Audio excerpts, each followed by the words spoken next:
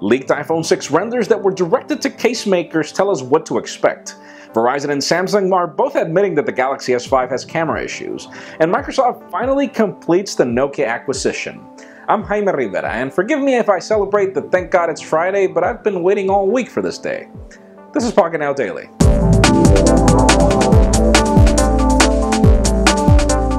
Let's begin today with the official news as Microsoft has finalized its acquisition of Nokia. It is now official, though there is no word of Microsoft Mobile anywhere. All we know now is that Nokia will continue. Stephen Elop will be the new VP of Devices and Services, and he will be in charge of Nokia and also of the service lineup, which is really interesting. Let's see what we get from these products in the future, as we can't call them companies anymore.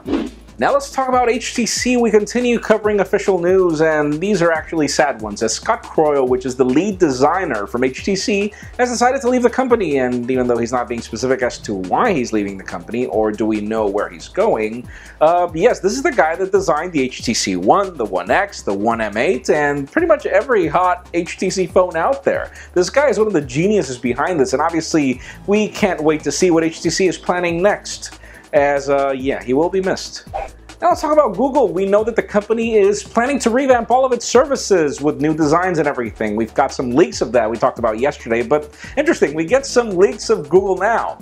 And there is no home button at the bottom anymore. There is this big Google logo, so apparently there are rumors that Google is planning to get rid of the home button. And this is really interesting, as the company is planning to make this OK Google Everywhere service available. And we wonder if that'll mean that we'll get the same Motorola always-on services, even though phones aren't really optimized for that. Let's see what we get. Now let's talk about Apple. We get some leaked renders that were actually destined to a case maker, and these renders show us what to expect of the 4.7-inch iPhone. This device will be just 0.6 millimeters thick. But even hotter, we get confirmation that there is a side power button instead of at the top. There is confirmation that for some reason there is no dual LED here in the flash. Apparently there's just a single LED. And yeah, this phone is thinner. It's a 4.7-incher. It'll look a lot like the Galaxy S5 in size, only a little smaller.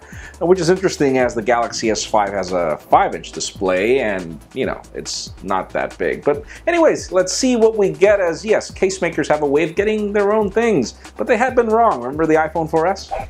And finally, for the very interesting news of the day, Verizon has just admitted that the Galaxy S5 on their network has camera issues. We've been talking about this, and yes, Samsung has ended up admitting it as well, but apparently this is only exclusive to Verizon smartphones. It's really hard to tell, but Verizon is willing to swap your phone if you have the issue. Links to the description for the full procedure of what you have to do, but you get a new phone, which is great. But that leads you to the question of the day. Don't you find it interesting that they're not calling all this Cameragate? I mean, every time that Apple has a problem, whatever problem, they call it Antennagate, Scuffgate, Scratchgate, and it's interesting how Samsung has been able to control what is happening with its Galaxy S5, though it could just be that Samsung was boasting the other ones, but leave us a comment down below. What do you think about this?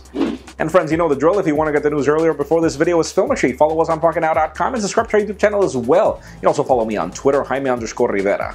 Please give the video a thumbs up if you like what you saw. I am Jaime Rivera. Thank you very much for watching. We will see you next week.